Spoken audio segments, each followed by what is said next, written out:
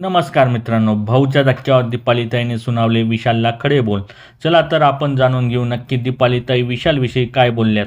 दीपालीताई बोलतात की प्रत्येक वेळी मी फ्रेंड आहे असं बोलायचं आणि नंतर वेळ आली तेव्हा बोलला मी कॉम्पेन्सेट करेल आणि तुला कॅप्टन बनवेल. खोटा आहेस रे तू.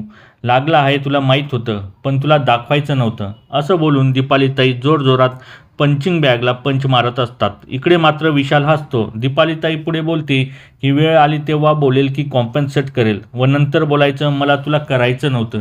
किती खोटारडा आहेस तू. तू काय खरा आहेस. तू काय दाखवतो लोकांना.